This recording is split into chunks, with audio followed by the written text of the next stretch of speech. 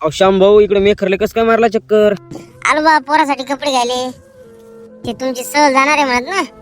हो ते पैसे बिन घ्यायला तुमची फी किती भरती सहलीची? 2000 रुपये बा. हे घेऊन टाका मग. हो कसं पोर आता बंद पोराने कपडे घेतले असतील तिथं घालायला लागतील ना कपडे आता द्यायला बिन. श्याम भाऊ तुमचा रोहन शाळेत बिनले हुशार आहे बरं. चांगलं शिकव बापा हो त्याले.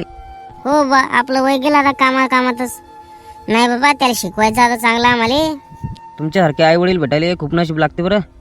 तुमचा रोहन बिन तुमचं नाव लय रोशन करल. पोरानं सांगितलं नव्हतं त्या दिवशी सहल चालली तर त्याच्या मित्रानं सांगितलं बाबा आम्हाला. हो आमचं जीवन चाललं काम करू पण पोराचं नाही जाऊ देत बाबा तसं. पोराला लय शिकवणार आहे आम्ही. पोराला बिन माहित नाही मी कपडे घ्यायला आलो म्हणून मी करले. सरप्राईज वाटते. हो Shri Ganesh menswear and children's wear. अतिशय उत्तम दर्जाची क्वालिटी आणि एक नंबर कपडे मिळतात इथे. आले ते मेखरले एक वेळ अवश्य भेट द्या. आणि दुकान पण जाणेफळ रोड मेखरमध्येच आहे. येतो मग सर आम्ही. आता त्याला काही फराळ पाणी बिन द्यायला लागेल ना चांगलं तिथं. हो द्या बापा. बरं हो उद्या संध्याकाळी निघणे बरं आपल्या सहलीले. हो आता भक्कम जाण्याची यादी तयार झाली आपली. भक्कम पोर आहेत आपल्या शाळेतले. रोहन तो तयारी केली ना? नाही सर मला यायचंय. अय बाबा अरे नेमकेच तुझ्या वडिलांनी पैसे भरले ना बाबा मेखरमध्ये. खरं काय? मग सांगितलं पण नाही आपल्या बाबानं. माय बिन किती आपले आई वडील चांगले आहेत रे बाबा. ते बिचारे कष्ट करतात आणि आपण खर्चा बिन वाटत नाहीत मला काय पैसे. आता काय करावं आपल्या आनंदासाठी काय काय नाही केलं त्यानं.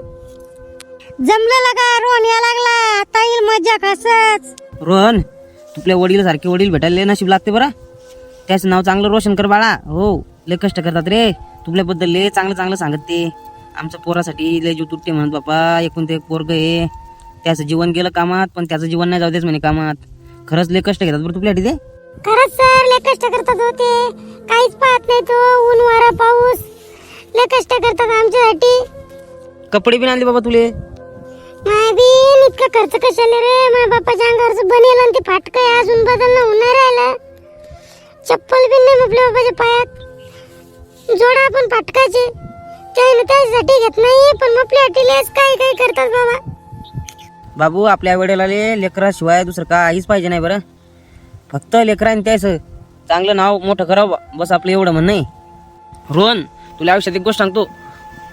आपल्या आईवडील जेवढे कष्ट करतात ना ते डोळ्यासमोर धरून अभ्यास करायचा कधी पण.